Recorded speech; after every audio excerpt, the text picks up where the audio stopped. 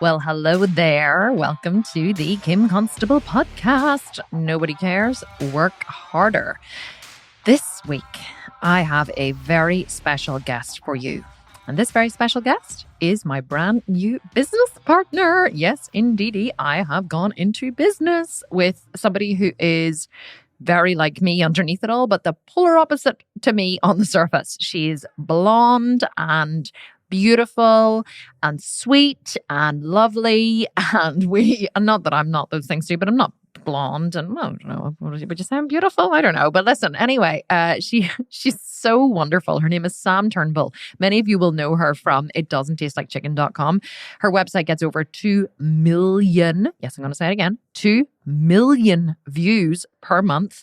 And all she has done so far with her website is just create awesome free recipes. She has literally distilled recipe creation into such an art form that she can teach you how to do the most incredibly complicated, or you would think were complicated, complex things with food to veganize them in like 7 ingredients in 15 minutes. I'm not even kidding. This woman is on another level skilled. And we have launched a brand new 3-month online cooking school called The Ultimate Vegan Kitchen. We were literally idea to launch in 3 weeks. Sam and I only met for the first time really like 5 weeks ago. We had a meeting. We had a meeting the following week. We decided to go into business. I had to check with the team if everybody was up for doing another launch this year, our 10th launch this year. I am not even kidding. And everybody said they were exhausted, but they would do it.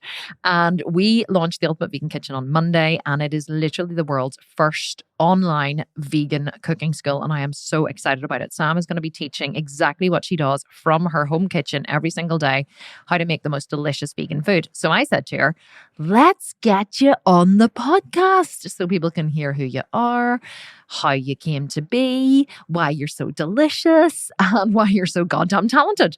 And so today is, I would love to say it's an interview with Sam. It's not really. It's actually a riff back and forth. Like we talk about, why she turned vegan. We talk about the angry preachy vegans. We talk about how she got backlash from her fans for partnering with me because I'm not vegan enough to be vegan, and what we did about that whenever she brought it to me. And we also talk about what it's been like for her to be kind of absorbed into my business because she's literally gone from zero to CEO in a very short space of time. And I'm sure her head is spinning on her shoulders. So we talk about that as well, what her experience has been so far of what it is that we do best, which is launching programs and making money and all of the good stuff in between.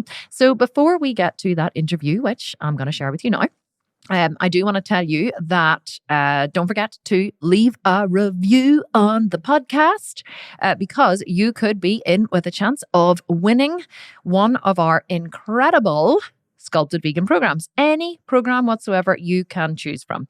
And all you need to do to win a program is to leave a review and to screenshot that review and send it to me as a picture on Instagram. If you don't send it to me as a picture on Instagram, then you are not going to win. We're just about to announce this month's podcast winner. So I will announce it next week on the podcast. And if you leave a review, send it to me on Instagram as a screenshot, you could be in with the chance of winning any sculpted vegan program. So without further ado, or whatever it is, let's get to the interview.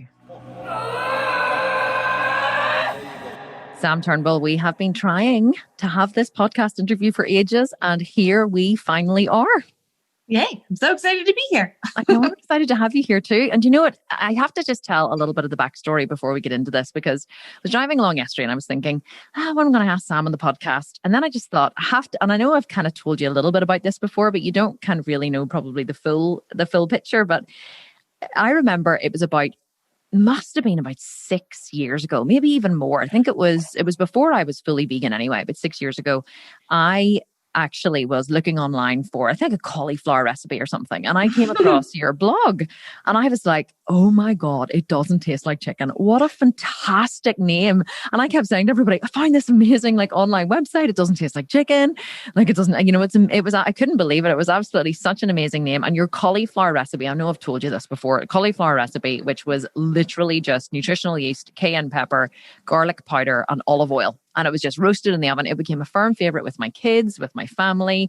I made it at all our barbecues. Like everybody absolutely loved it. I think it would have been about 6 years ago, actually. I think I was just going vegan at the time. And so you kind of then became, known to me. You know what I mean? I loved your recipes. I would have gone and looked at them, but, made loads of your recipes after that, as people do, obviously. And then 2 years ago, I think about a year and a half or 2 years ago, I think it was, nearly 2 years ago, I was sunning myself in Biarritz in the south of France.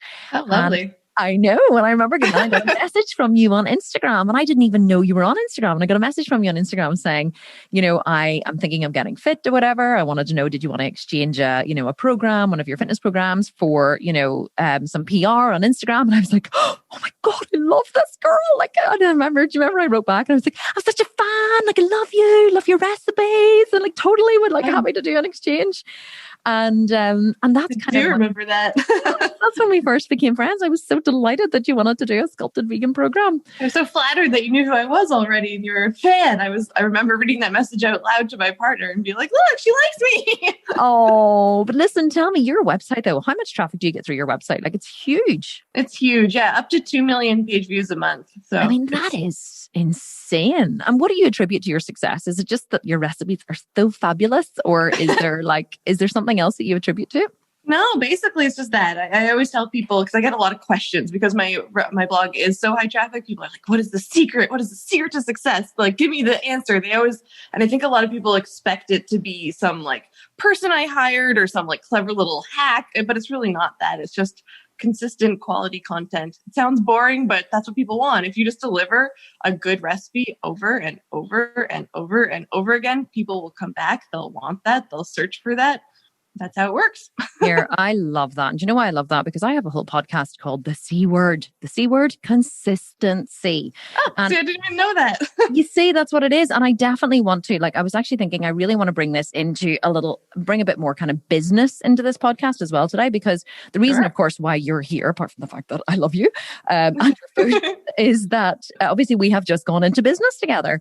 Yay! And created a whole new program called the Ultimate Vegan Kitchen, which launched on Monday. This is now being recorded on Wednesday, so it launched 2 days ago, and we've already sold over nearly 300 programs. It's absolutely taking off, and so that's obviously why I wanted to have you on here. But I did, people follow this podcast for vegan reasons, for fitness, for life coaching, but also for business. So I thought that because of how our story has evolved, we can kind of bring a few elements of all of those things into it. And so I love what you said there, which was consistency. And are you a naturally consistent person anyway? Is that part of your personality, or is that something you decided to do when you started the blog? No, I don't think I am actually. Well, you must be. In this one topic, I definitely am. I guess I am in some ways. I don't know. I've always played around a lot, and I'm a very impatient person. I always say that patience isn't a virtue that I have. But for some reason, I was able to be patient with the blog. And I think it's just because I found something that I truly loved and I truly saw results in. And I get messages from people saying that they made my recipe and they loved it. And that was just like the best feeling to me. I just loved that. So because of that, I was able to be that consistent with it. But in a lot of other things, I'm not super consistent, I think. And maybe that's my downfall in those areas. But when you're really passionate about something, I think you can find that consistency, just like you with bodybuilding, Yes, you're right. It's really easy to be consistent whenever you can see the results and you're getting the feedback that it's working, whether that be the muscle is growing or people are writing to you, making your recipes. When you're getting that feedback, it is easy. But what I would love to know is, like, your recipes really are phenomenal. But where did you start cooking? Like, where did you develop a love of cooking? My family just loves cooking. I grew up in a family where when we wake up in the morning, the first thing we always did was talk about what we're going to make for dinner. Because it would never just be like, oh, today is taco night or whatever. We would plan out a menu for dinner. And I just grew up on the other side of the counter. Like, I'd sit at the counter and watch my mom cook, and she would pass me stuff, and I would like do little bits of chopping or, little like remove the leaves or stems from things or whatever. So that's kind of how I fell in love with cooking. And then on top of that, my mom was a pretty healthy mom. Like, she didn't want me to eat junk food. So we didn't really have like store-bought cookies and treats in the house all that often. So if I wanted to make something like that, she was totally fine with that because I was doing something. So if I wanted a cookie, she'd be like, go make a cookie then. So I'd start looking up cookie recipes. And, I think the first thing I probably made was like chocolate chip cookies. But then I remember one day I ran out of chocolate chips and I was like, oh no, what could I possibly do? A cookie's not going to be good without any chocolate in it. And I found a bag of coconut and I just threw some of that in instead. And it ended up being a really delicious cookie. And that's, I think, kind of where I first discovered that you can actually edit a recipe and still have results and it'll be good and it'll be a really fun experiment. So yeah, I think that's where it started. I remember giving those cookies to the people who were working on my farm because I grew up on an active farm. And so the people that were working there, I was just like, here's my cookie. I'm just like a little kid and they all loved them. And and there's that feeling that I just love so much. I'm like, oh my God, you love my cookies. I was so happy. It's like the perfect recipe for success. It really is. It's everything that I teach because obviously I'm very into child psychology and anybody who listens to this podcast will know I literally talk about how we're built and my own experiences as a child. And I have studied a lot of what makes people entrepreneurial. And two things. What's interesting is what makes what makes an entrepreneurial adult is almost consistently across the board. They have done many, many studies and they realize that having an entrepreneurial experience as a child is almost was consistent amongst every single successful entrepreneur as an adult. When they had an experience where they earned money, like as mine was, I went around in the local golf club on the Sunday. I told this story for the launch of the $1 Million Mentor. I went around the local golf club and sold kisses for 20 pence. And so I was like, do you want a kiss? And people were like, oh yeah, of course. And I was like, cost you 20 pence. And I came back with this big handful of money. And, but what you've said actually really is the perfect mix. So you had what I call an inductive learning experience where you realize that you didn't have chocolate chip cookies. So you're like, well, let's just try this over here and see what happens. And you realize that not only did it work, but it was delicious. You discovered that by yourself, which built your self-esteem as a child. And then not only that, but then you got the positive reinforcement of, you created something, you put it out into the world and you got that positive reinforcement. And those postulates that we call them primitives that are built as children literally shape the rest of your life. So I guess there is a bit of nature, but there is a bit of nurture, but there's also a lot of nature in this. This comes so naturally to you because of your upbringing.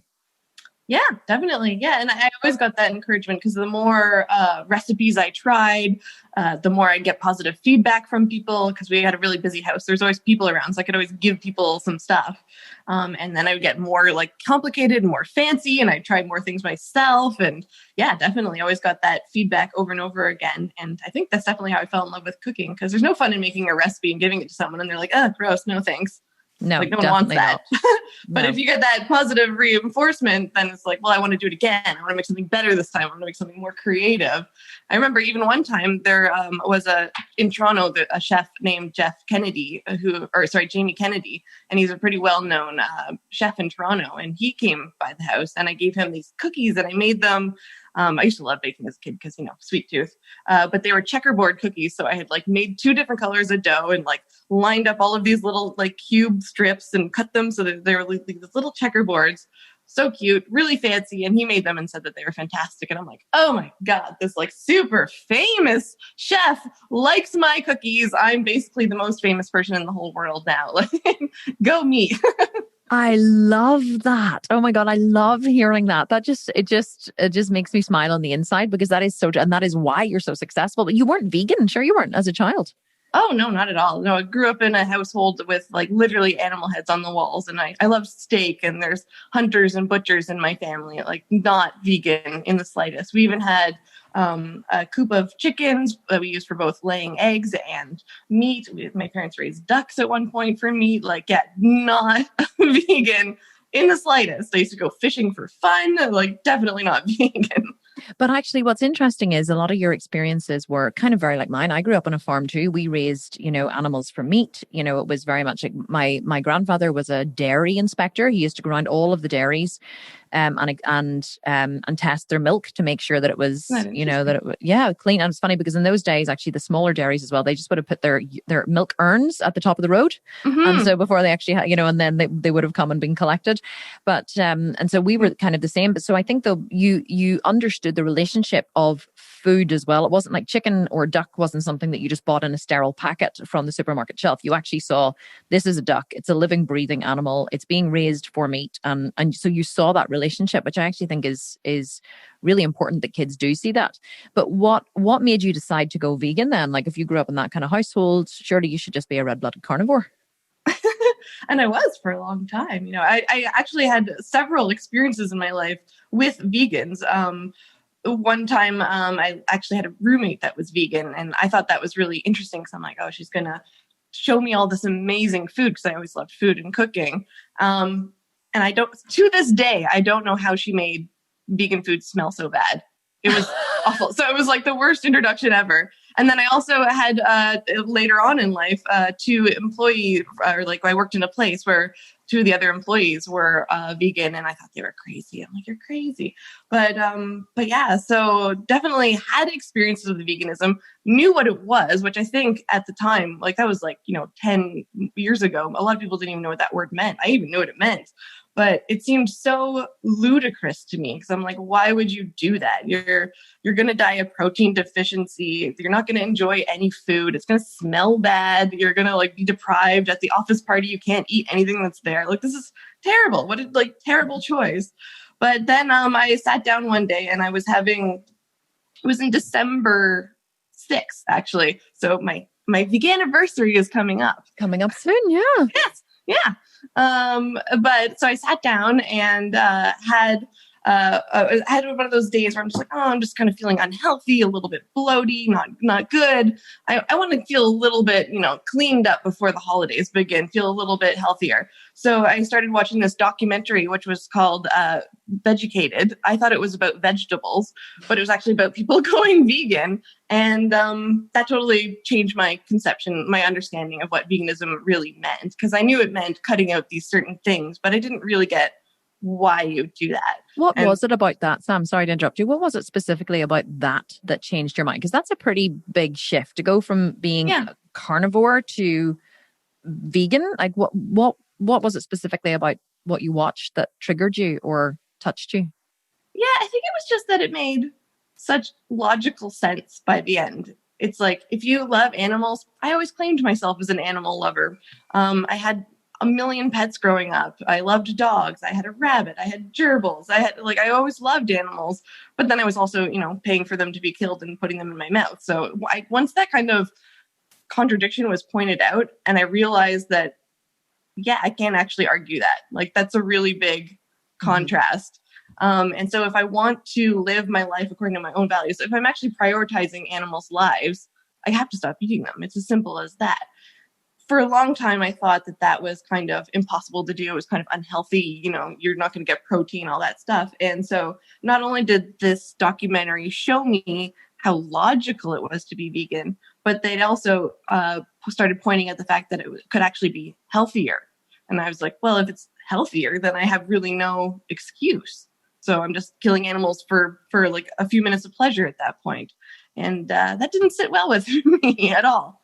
Yeah, it's funny because I think what you've said is true. Many people, it's almost like I'm going to draw a parallel here with unschooling, because we do a form of homeschooling with our kids called unschooling, and it makes so much sense to me because it's what I've always done. But before I started unschooling my kids or started homeschooling my kids, I would have been very traditional. I went to boarding school. So I would have been like, we had our kids enrolled and had paid deposits for the boarding school that I went to. We didn't intend them to board, but there's also, you can go there as a day school. It's actually quite close to where we live now. And I was like, it's the best school. It's like one of the top schools in Northern Ireland. It costs an absolute fortune to send them there. But I was like, that's where my kids are going to go, And so I would have been very much traditional, schooler. And then kind of the same as you, one day I watched actually an episode of Wife Swap with one of my now best friends, a girl called Dana Martin, who is like one of the world's leading advocates for unschooling. And I detest that show with a passion, but I saw that she'd been on the show. Someone had sent me the link to it, and I was like,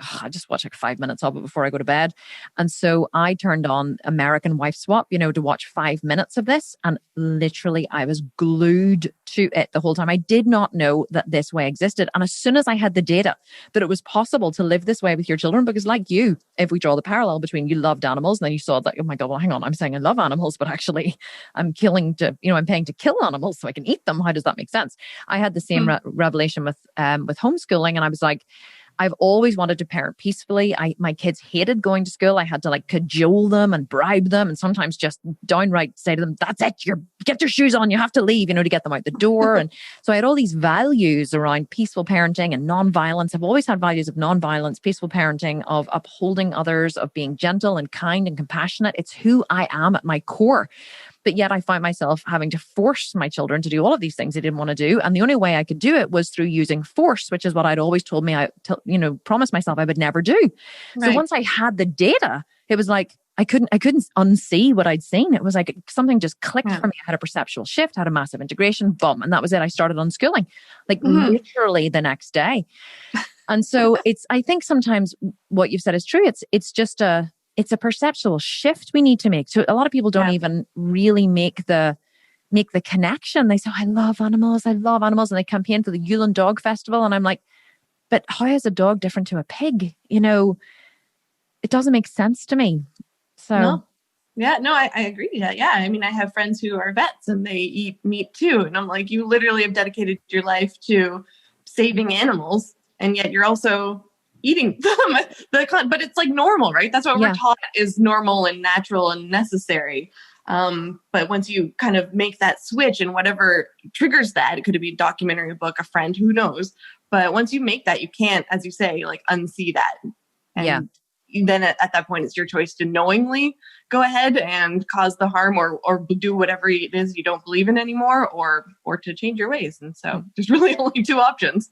I actually have a lot of respect for people who say, yes, I love animals. Yes, I know that I'm paying to kill them. And yes, I whatever. And yes, I've been to an abattoir or a slaughterhouse and I've seen how it's done. Or I live on a farm and I've killed my own animals for meat and I still choose to eat them. Like someone who has evaluated it and made the decision. I may not agree with it, but I respect the fact that they have evaluated and made the decision. And so I guess where I want to go with this, actually, it's segueing into it beautifully, is you and I have partnered now on the Ultimate Vegan Kitchen, which, just to do a wee bit of a hard sales pitch, guys, opened on Monday and closes on Sunday. So if you're listening to this on Thursday, you only have 3 more days to join. Sam's going to be going live for 3 months, guys, teaching you how to cook vegan. You don't need to be vegan to join. God, I've gone really into a sales pitch now. You don't need to be vegan to join. She's just going to teach you how to cook food that carnivores are jealous of, and it's only $97. We actually dropped the price from $297 to $97 to make it more affordable this time of year. But what I want to say is the reason why I'm talking about that is you have partnered on this. Now, you are fully vegan, as in, and I did not know that this, whenever I first labeled myself as the sculpted vegan, I did not really even understand what the term vegan meant. So let's just clarify. You are fully vegan. You use no animal products, wear no leather, shop ethically, source ethically, use cruelty-free beauty products. Yep. The whole works. The whole works. It didn't start that way, obviously, though. It takes a while to get there. But no. I'm fully vegan home. You weren't a perfect vegan from the very beginning? There's no such thing as a perfect vegan. I hate friends anymore. With this new data that I have on you, I've had a perceptual shift of new. No, I'm only joking. But so I want to clarify now and say, I am not fully vegan. I am plant-based. I do still have leather products. I try to buy cruelty-free where I can. But I am more like, I choose not to eat animals or eat any dairy or eat any animal products for my own reasons, which I've discussed on many other podcasts. If you're interested in hearing them, you can. I have a whole podcast on why I'm vegan. But you have, let's not even get into that. I'm plant-based. You're vegan. No, I'm not going to change my name. What I want to say is you've had a bit of backlash from some of your followers. Is that true about partnering with me? A little bit, yeah. Because you do label yourself as vegan and technically you're plant-based. Let's talk about that. What are your views on that? So my views are that you can call yourself whatever you want. Honestly, it doesn't bother me. If someone is vegan, labeling themselves as vegan, but they're not a perfect vegan, they maybe have a mistake here or there, or they use leather here or there. I'd rather someone try to be mostly vegan than not make any effort at all. And I encourage that. And people get all worked up about the titles, but this is not like a cult. You don't have to there's not these hard set rules that you absolutely have to do this or you're going to get kicked out. You can't, it's not about eating, if you, either you eat animal products or you don't. It is about that, but it's not I would rather someone I'm getting all excited here. No, I think it's hard to put it into words sometime though. I think we struggle for the words because we're like, it's almost like this is what's important to me and this is why I do it. And I don't really give a shit what anyone else does, Yeah. Try and be the best version of you that you can be. It sounds like that's what you're saying.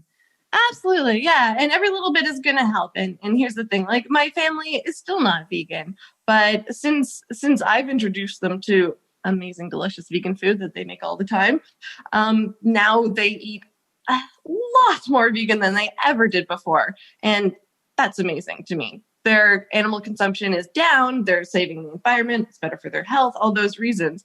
I would rather everyone make efforts into eating more plant-based than to worry about being perfect. Because if you worry about being perfect, it's not sustainable. We live in an animal product-based world. Maybe one day in the far future, it'll be really easy to be a perfect vegan because all the beauty products will be vegan and nothing will be made out of animal leather. But right now, that's not the world we live in. And so I'd rather someone be an imperfect vegan or just trying to eat more plant-based than to do nothing at all. Yeah, and it's funny because did you know there's actually different definitions of plant-based as well? Like if you are to watch the Game Changers, like I listened to the interview with what's his name? He was on Joe Rogan. What do you call the guy in Game Changers? What is his name? Yeah. I know what you're talking about. Oh, that's so terrible. I can't remember his name.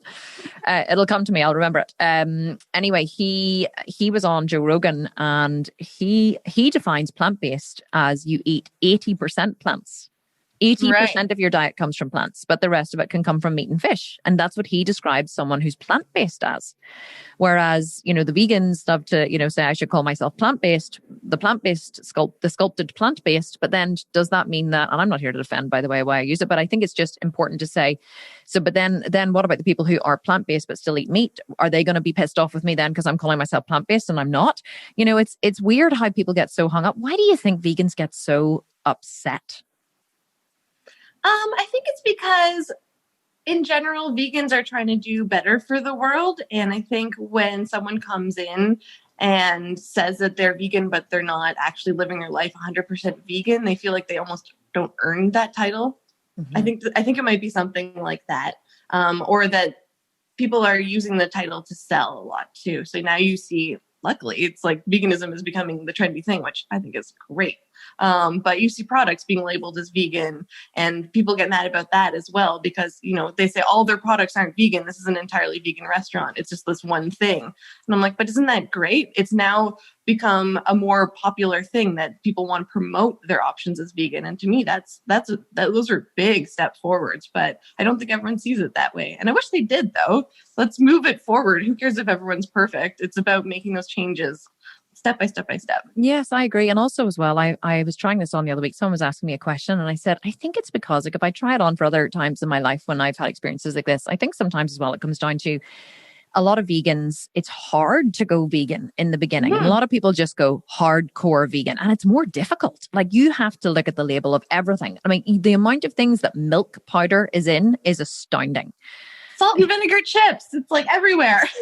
Everywhere, milk powder. And you look at the back of something, you go, oh my God, this has gelatin in it. Or this has, which even I would have known as a vegetarian, I guess, but or this has milk powder. Why on earth does this have milk powder? But it's because they have to use all of the product, and they have to, the cow is killed for meat and milked for milk. And then, they have to try and get, extract every single tiny little bit of money they can out of that cow to make it worthwhile.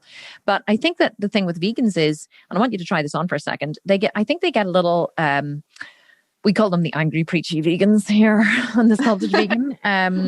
But the APVs, I think that whenever something is hard like that and you have to really sacrifice, like you have to sacrifice, all of the normality of your life. You have to look for the special section on the website or on the menu. You have to read the back of everything. You don't have all of the options open to you that the carnivores do.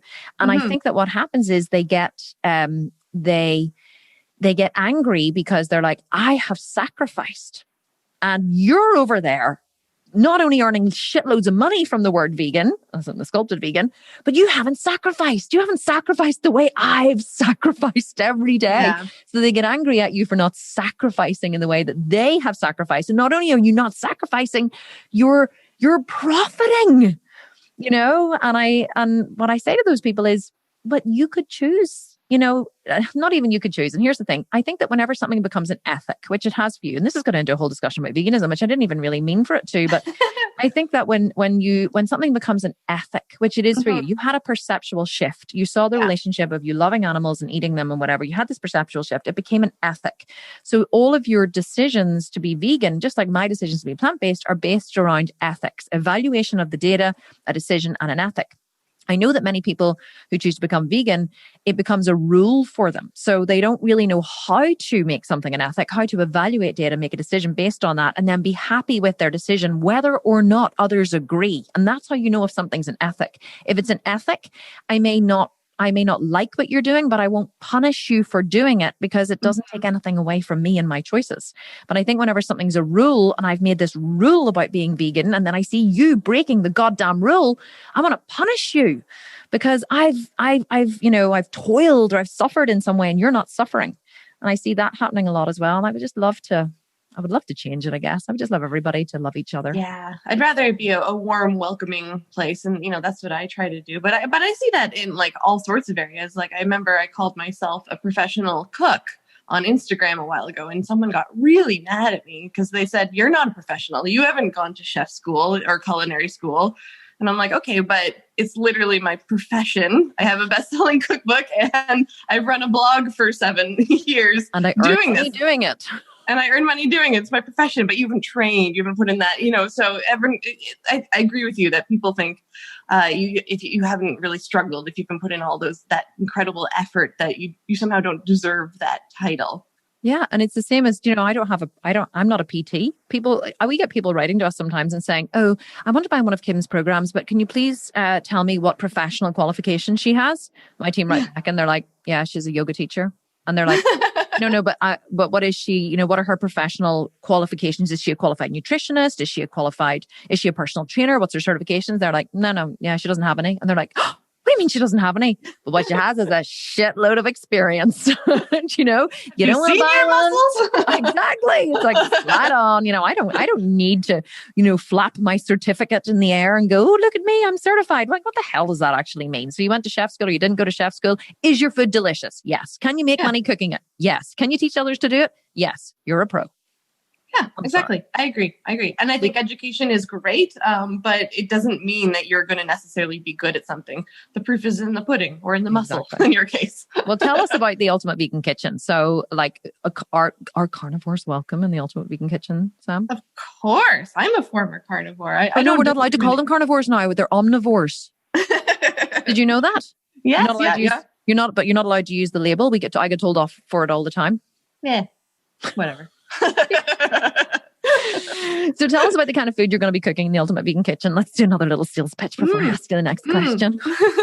So the goal of this is to make food, to teach people how to make food that is going to be so good it'll make carnivores jealous, or omnivores, whatever you want to say.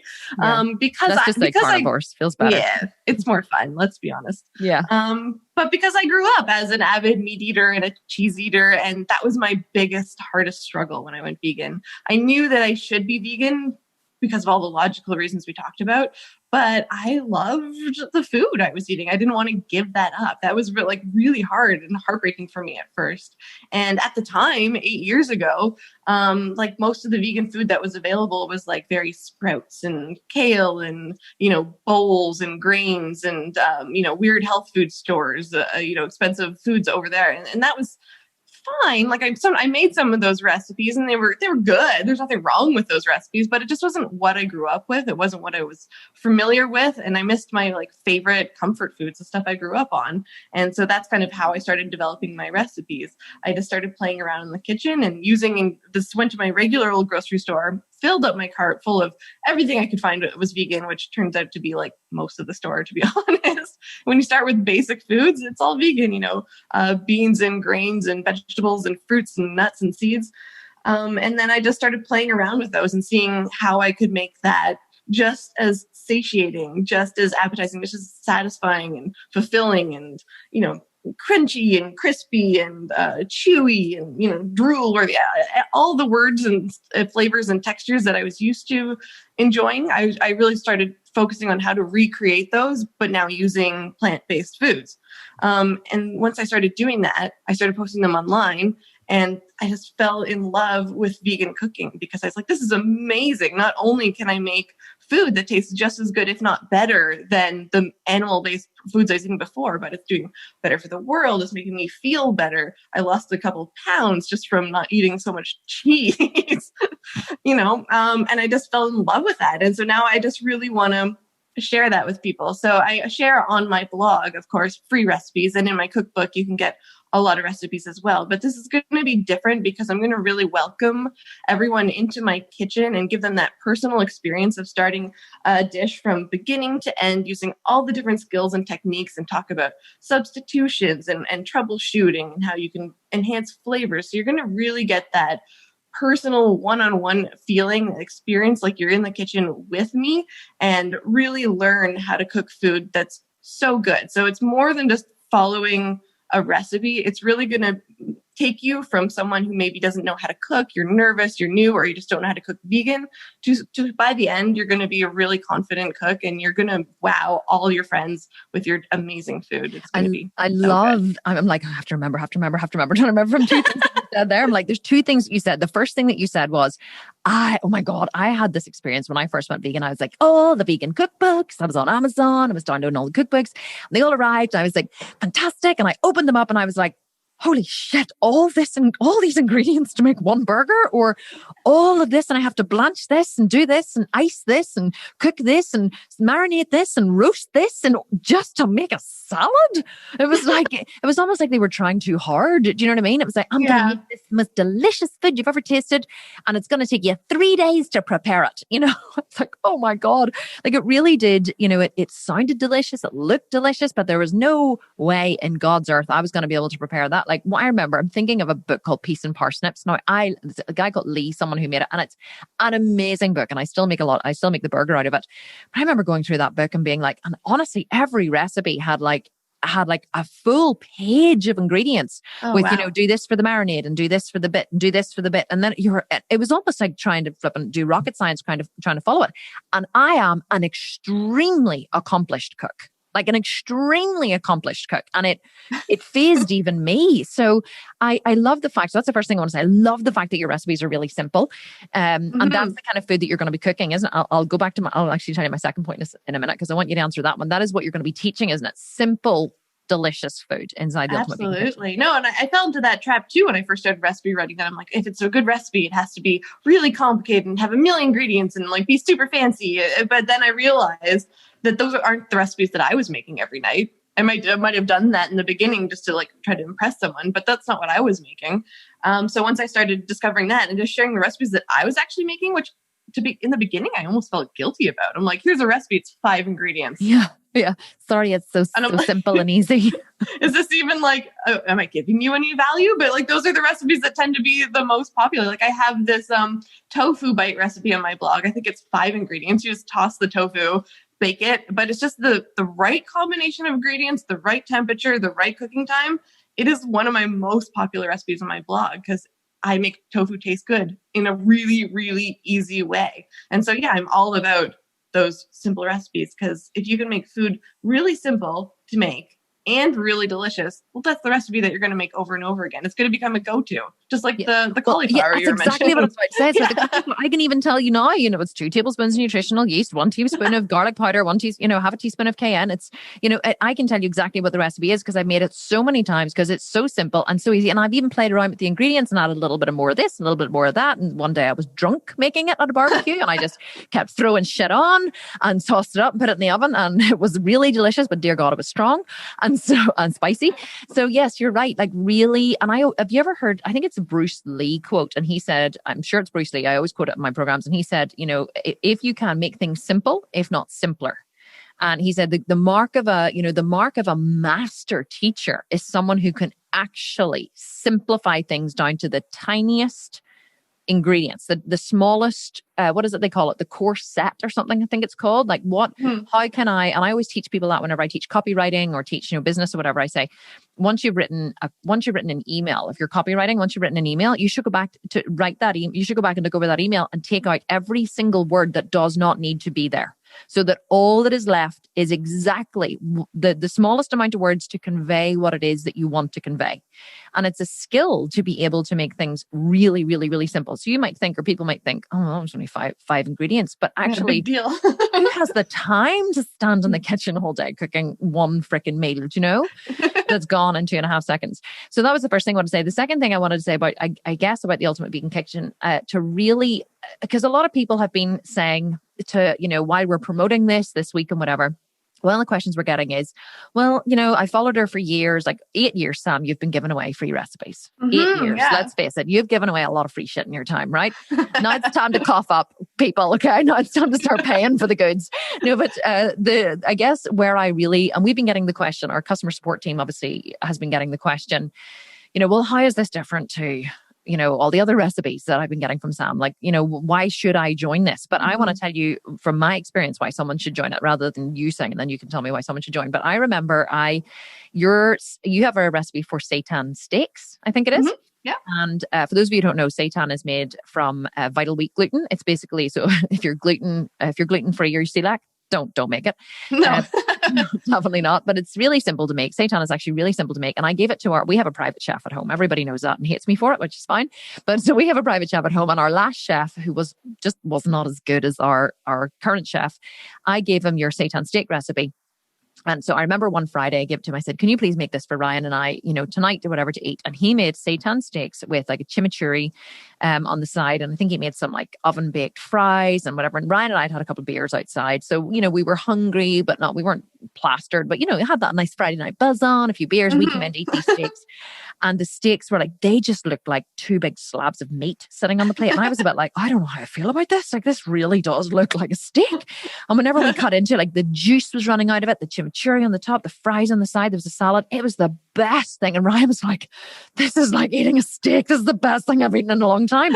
So it was so delicious. I won't say it just kept me. I just thought about it all week. So I said to Ian the next Friday, I said, can you do those again for us? They were just so amazing. And he made them again the next week, and we sat down and we were like, tucked into it. And I was like, oh, it's so amazing. Cut through it. I was like, oh, it feels a wee bit tougher than last week. Okay. And I put a bit in my mouth and I was like, and chewed. I was like, and I started chewing, and it was like chewing a piece of rubber. Oh, no. It was, I don't know what he'd done, but he'd obviously messed it up somehow. And I was like, oh my God, I'm so disappointed because it was so delicious the week before. And this week had really, really bad. So what I want to say is that's where the Ultimate Vegan Kitchen really comes in. Because if I had been in your group, I would have gone in and gone, Sam, what did I do wrong? It was so delicious the first week and the second week. And you could have said, well, what would you have said, actually? What would you have asked me if I had come in and said? Well, seitan is it's a beast of its own. It's like a really picky thing. Just changing one little thing when making seitan, and this is not true of most recipes, but for seitan, it definitely is. Just changing one little thing, and you can really mess it up. But so I don't know what your chef did, but if he changed out an ingredient, that could mess it up. Or if you over knead it in that recipe, it's a really recipe. You just kind of want to toss it together as quickly as you can and shape it and steam it. But if you start working that dough and really, you're just going to make it tougher and tougher and tougher and tougher. Oh, right. See, these are little things, right? That you can download a recipe from a blog and you can go, oh, this is great. And I think I did get that recipe from your blog. So you can say, download a recipe from blog. Can you please make this? And then the next thing though, and then I make it and it turns out like shit. Yeah. Then you've nowhere to turn. Whereas, what I love about my sculpted vegan community, which is why we've decided to do this, Ultimate Vegan Kitchen together, is that someone can hop on and say, okay, guys, the seitan was it was tough as old boots. What did I do wrong? And either you're going to hop in or one of the coaches who you're training is going to hop in and they're going to say, okay, so tell us what you did. And they say, well, I did this and I did this. And how long did you need it for? Oh, probably a good 10 minutes. Far too long. That was your problem. So we're going to be able to help you to troubleshoot these things so you can go back and you can do it again, because we want you to have success with vegan cooking in the long term, not just be able to make this one recipe tonight, but to be able to have a crowd of carnivores round for dinner and serve them all seitan steaks. Yeah. And don't even tell them, and wow them with amazing food. And that comes from commitment. Yes, yeah, and even better yet, if you mess up like that, like I can help you save that meal, so you don't actually have to throw it in the trash. So I'd recommend marinating it for maybe like 3 days, like really let it get tender in the fridge, and then cooking it. But then maybe instead of trying to eat it like a steak, slicing it really, really thin, and so that would help cut the chewiness, and so you can actually still use that and throw it on a sandwich with a little slaw, and have like a really delicious, juicy Or sandwich. horseradish, like some kind of beef and horseradish, seitan beef and horseradish, and I can imagine like on a big sub roll or something with loads of lettuce and mayo or horseradish, not mayo. I'm making myself hungry by talking about this. And some pickled beetroot, maybe, or pickled cabbage. That's it. But cooking, like, we all make mistakes, and that's okay. But now what do you do with that mistake? I don't like to throw out food if I can. No. So if there's a way of saving it, and often there is, that's the kind of thing I'll be able to guide you through as well. Oh my God, I love it. I absolutely love it. So I want to pivot a little bit, actually. So now that we started talking about the Ultimate Vegan Kitchen, I want to pivot a little bit, and I want to ask you, how has it been? Because this is something I haven't asked you, but like, how has the whole experience of okay, hang on. Sometimes I'm sure it drives Mark, my creative director, who edits these bananas, because I ask about 20 questions in one go. So here's actually how I'm going to position this. So for those of you who don't know, Sam joined my $1 Million Mentor program. And then, we'd kind of been talking about, or I've been thinking, I want to start this online vegan kitchen, but I really don't have time. And my chef doesn't have time. And I'm not a professional cook anyway, but I knew it was something that would be interesting to people. And so then we decided that we would, we had a conversation one Friday, and then we had a conversation the following Friday. And then on Monday we were in business together. And that was like 5 weeks ago. 5 weeks ago, we went from we decided we were going to do business together to launching this company in 3 weeks. Now, the only reason why we have been able to do that is because of the infrastructure that I have in place, that I have built in obviously in my company, I was going to say in the Sculpted Vegan, but it's actually Kim Constable Limited, because we have several companies now. So, but I know that it's probably been challenging, I think is the word I'm going to say, for you going, because most people who start an online business, and obviously you have your blog, but you don't have an online course like this. You make money in other ways through your blog, advertising and your cookbook sales, obviously. And so most people who start an online business, they start off with like an idea, and then they do like one smaller product, and then it sells, and then they maybe do another one, and then they kind of build up, and then they get all the, oh my God, this person was negative, or how many emails should I send? Or they have, so you kind of learn, you try a little bit, you learn, you try a little bit, you learn. And so you get to build up gradually, and you develop a thick skin, I guess, along the way as well. But you've kind of gone from 0 to 1,000 in 3 weeks.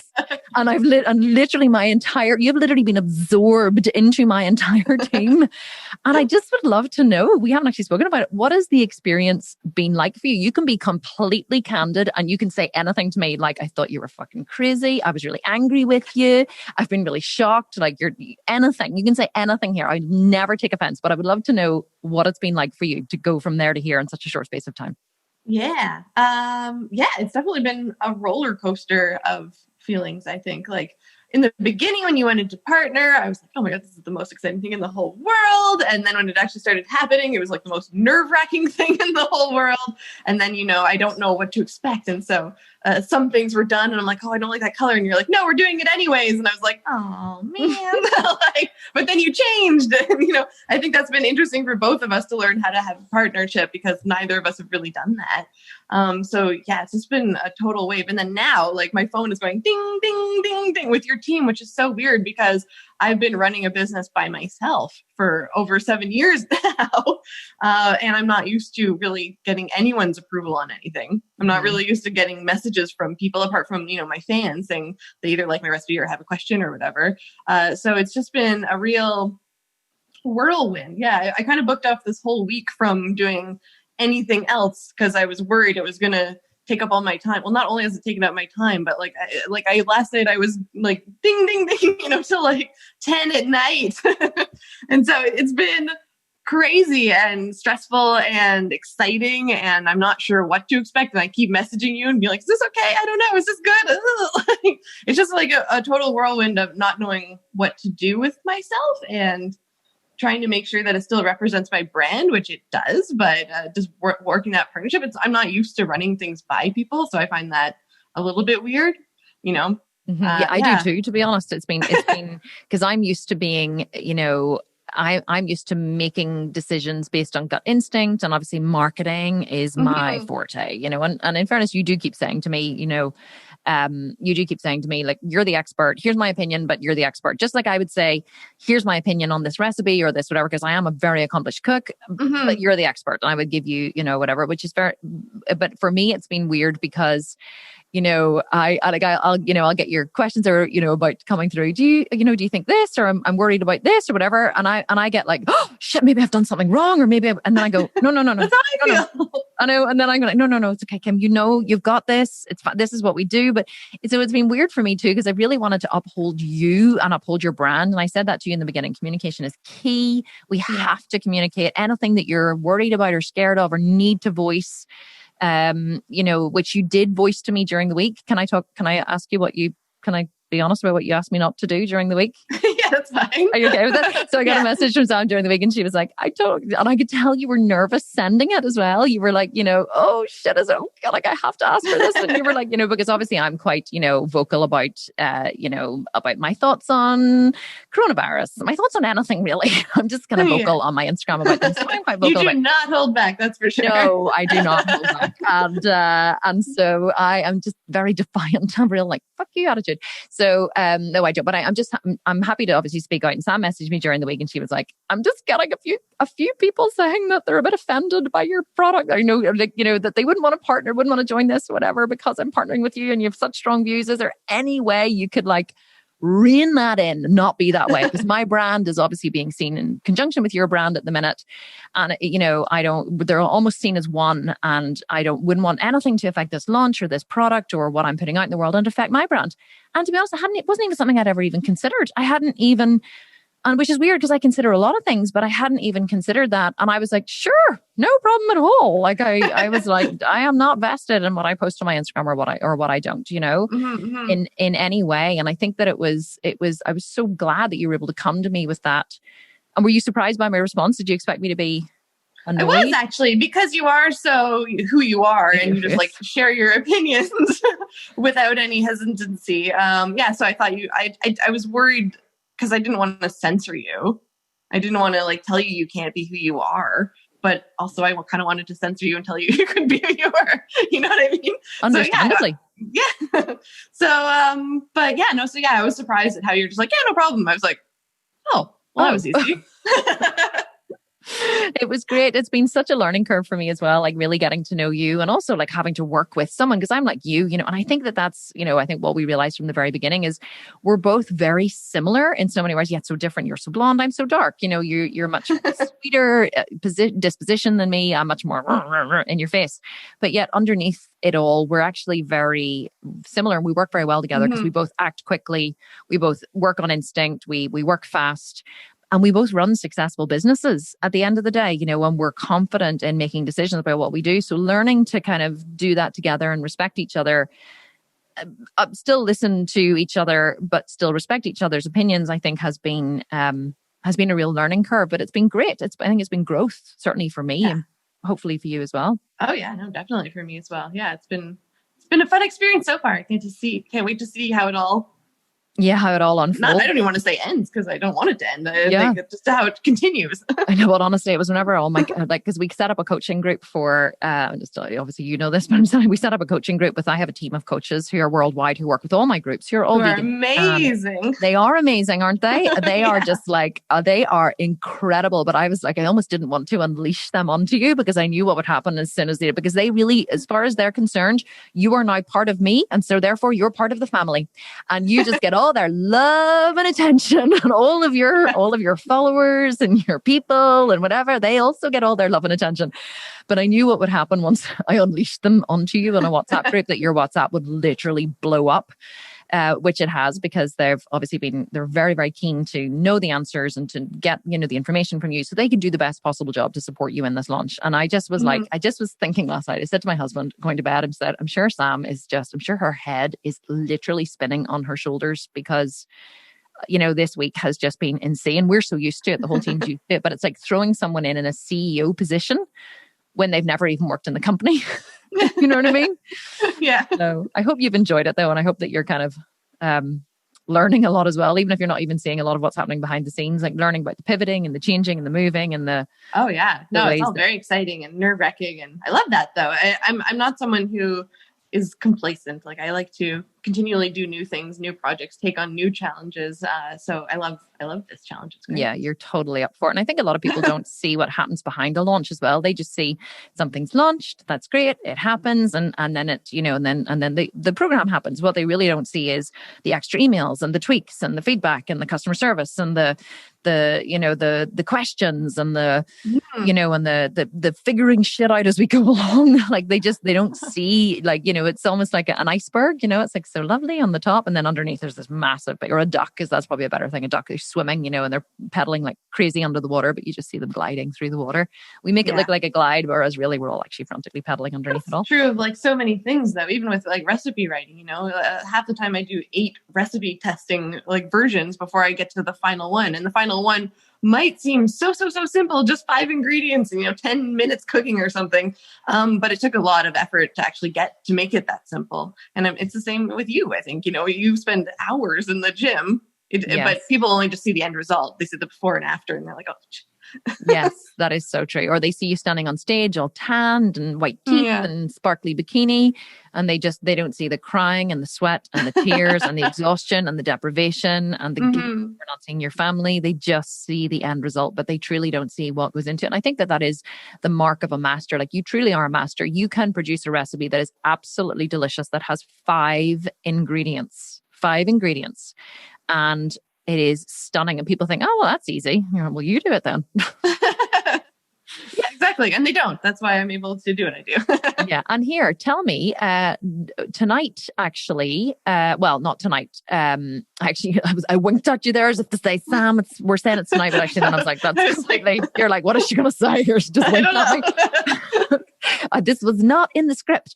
It was more actually that this is going out on a Thursday. It might even be released on a Wednesday. Oh, no, today's Wednesday. It's going to go out on a Thursday, and it's going to go out tomorrow, actually. And you're hosting a live event on your Facebook page on the same day that this is released. And Instagram. I know. And Sam was like, how do I do 2 together? I was like, Adam, your fiance, get him to hold 2 phones. Really? Yes, really. It's called multitasking. So tell us about that. So tell us what you're going to be teaching and where and when everyone can join, because that's free. Yes, that is free. So I'm going to be teaching how to make my mozzarella recipe. So it's a vegan mozzarella, obviously, but it's only 7 ingredients and takes 15 minutes to make. And it's one of those recipes that, you know, seems so easy, but obviously it takes all the testing, but it's just the combination of the right 7 ingredients. And then you get this, it's the most amazing texture. It's so cool to use, it's cashews and water is one of the ingredients and salt. But the secret, which maybe you'll have to come to the thing. I don't know. Should I reveal the secret? Oh, reveal the secret. They won't mind. But it's actually tapioca starch, which is actually really easy starch to find. My grocery store carries it, but if yours doesn't, you should be able to get it like at almost any place. But it's just the way that the starch works is so different than cornstarch or flour or potato starch. It provides, when you cook it just right and mix it with these ingredients, this crazy, like stretchy, pulley cheese experience. So you can put this on pizza and you have that like pull, that cheese pull that everyone wants. And, you know, I think that's part of what people miss, or at least that's what I missed when I went vegan. It's just those experiences that you're used to. It's like, okay, you buy that pre-shredded vegan cheese at the supermarket and you sprinkle it on and it doesn't even like melt. It just stays in the little like shred forms. But this gives you that melty experience, and you can make it in your home for like a couple bucks. Oh my God, I love it. Well, I have to tell you a funny story. My husband and I were driving to the gym this morning, and he was scanning through Amazon. He's actually doing all of all the shopping this year for Christmas. So he's scanning through Amazon, and he goes to me, what's the tapioca starch for? And I went, tapioca starch? And he goes, yeah, what's the tapioca starch? We call it tapioca flour over here, actually. He goes, yeah, what's the tapioca flour for? And I went, I don't know. I didn't order it. And he goes, so he calls Maya, and he goes, Maya's my 10-year-old daughter. And he goes, Maya, what did you order tapioca flour? And she goes, oh yeah, it's to make vegan mozzarella. And he was like, where are you making vegan mozzarella from? And she goes, I saw it on Mummy's New Business Partner on her website, and they're doing like a live event. So I thought that I would watch it and I would make the mozzarella. And I was like, oh my God, my 10-year-old is following you on Instagram. And then she saw the post amazing. And then she ordered the tapioca flour, and she's going to follow along and make the vegan mozzarella. That's amazing. On Thursday. So if a 10-year-old can make it, I think anyone can make it. Oh yeah, a 10-year-old can definitely make it. Here, I have one final question for you, because I can't believe we've been talking now for so long. I have one final question for you. And I think that this is something that I have asked a lot within my groups. I said this to you the other day, actually, so it won't come as a surprise, but I was asking for feedback from my groups as to why they would join the Ultimate Vegan Kitchen or why they would not, or what would stop them. I'm always looking for feedback. And one of the things that they said to me was, you know, we love Sam's recipes, but we don't know Sam. Like we know her recipes, but we don't know her. And it made me think, yeah, you've been online for 8 years. 8 years. And yes, you have an Instagram and you're very active on your Instagram and you're always, you know, doing stories and that kind of stuff. But unless you follow you on Instagram, like you have 2 million people come through your website every week, every month. So that's a lot of people, right? But you have 130,000 followers on Instagram? Yeah. Yeah. So like that's a small portion of those 2 million that are coming through your website. Yeah. And of course, not 130,000 watch my stories every day. Yes, absolutely. And so what I would say is, you know, what I really want to hit home is to anyone listening to this who's like, well, I joined the Ultimate Vegan Kitchen or not. You know, you think Sam's recipes are amazing, and they are, but what you really have never seen yet is the Sam behind the recipes. And, you know, and I think that's a really important, like, I have loved getting to know you over these last few months, you know, and I guess, you know, why have you, is there a reason you focused on being behind the camera or not putting yourself forward so much online? Did you purposely hold back, or is it just not something you ever saw a need for? Like, why come out of the woodwork now? And what can people expect if they join and they get to know you in that group? It was on purpose at first. I'm actually a very shy person, and I used to be anyways. And my mom said that to me the other day, actually. She's like, oh, I saw your new video, the promotion for the Ultimate Vegan Kitchen. She's like, how did you get so good on camera? Like, my mom, my dad, my sister, they're all very like loud spoken, out there people. And I was always the shy one. And they're like, how come you're the one who's good on camera? But I've always been a bit shy. When I started my blog, I didn't even have a picture of myself on it. I had like a little cartoon drawing of myself that I drew because I didn't want people to see me. I was shy. I was embarrassed. I don't know. I wanted to hide behind a curtain. And it's only been over time of exposing myself and, you know, my friends and everyone saying, no, you have to put your face to the brand. That's you. So it's just been over time, slowly revealing myself and just becoming more confident as a person of who I am now, that I've been doing that. So I guess I'm just, for the first time, fully getting comfortable with having that live experience with, you know, strangers, welcoming strangers into my kitchen and showing them really who I am and how I work. I think it's going to be really fun and really special. I love that. And so, because they really are getting to come into your kitchen with you, like that's where all of the filming is going to be done. Your fiance Adam is going to help you with the filming. Is that right? Yeah, that's right. Which will be fun as well because he's like he's very camera shy. He doesn't even like on a Zoom. He's like off to the corner, hiding in the corner. Yeah, my husband always says that. He's always like, I don't want to be an Insta husband. Yeah, he doesn't want to be. Yeah, I know. But yeah, so that's good. He'll be helping me with the filming and stuff. But I don't think you'll ever see him on camera. But maybe hear him behind the scenes. I think he'll help read out the questions and stuff. But yeah, it'll be like a real personal experience. I mean, you're in the kitchen with me in my everyday life, basically. And the only difference is that I'm filming it. Yeah. But I really wanted to show that, I guess, as a differentiation point, because we have, you have people saying, well, I've been following our recipes for years. Like, you know, why would I now pay $97 for, by the way, guys, $97, right? For a 3-month cooking school. You won't get that anywhere. We dropped the price because we realized $297. This is, a lot of people have been saying to me, this is worth far more than $297. And I'm like, I know it is, but we dropped the price simply because we were getting feedback. People, it was just after Black Friday and Cyber Monday, which I didn't even know was a thing. And, you know, Christmas is just around the corner, coronavirus. And, people just didn't have the 297 that they could invest. And so we decided we still wanted them to have the experience. And, we wanted to make as much money as, no, I shouldn't say that. I shouldn't want to joking. But it's true. Like, we wanted it to be a good experience for everybody. Of course, we want to make money. We're in business together. But truly, we could have kept the price at 297 and actually probably made more money. But we wanted to open it up to more people and drop the price and give you guys that opportunity to see Sam in her home kitchen creating these incredible recipes, not just like downloading them online, but actually seeing how they are created and seeing behind the scenes of how it all happens and being able to ask questions and get support.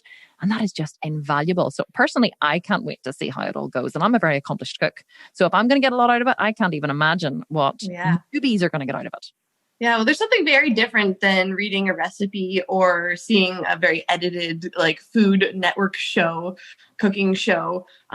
When you just watch people do all the things they do, make mistakes, I'll probably make a lot of mistakes right on camera with you. But that's how you learn how to cook. That's how I learned how to cook, watching my mom and dad cook. And my fiance, like that, he's now enjoys cooking. He used to find it a nuisance and didn't know how to do anything really. He could just do like 1 or 2 dishes that he now says are not even good compared to what he can do now. And he had learned just by watching me cook. So you get that same experience. You just get to learn how to cook the real way. I think, you can read all you want, but until you actually see an experience, you're not really going to be that comfortable, I don't think. It's funny. It reminds me of going to the gym. Ryan now does train with me and my trainer Mark in the gym, but people used to say to Ryan, go to the gym with Kim, and he used to go, listen, she tells me what to do enough. during the day, I don't need to be told what to do anymore. So I'm not going to. I know. I have to keep my lips sealed when Adam's cooking. He gets mad at me if I say anything. It's so hard. So 2 things we didn't do before we go. We didn't tell people where they can catch the live demo of the vegan melty mozzarella. Can you please give us the details? Yes. So it'll be live both on my Facebook or Instagram. So whichever one you prefer. They are both. Tell us. It doesn't taste like chicken.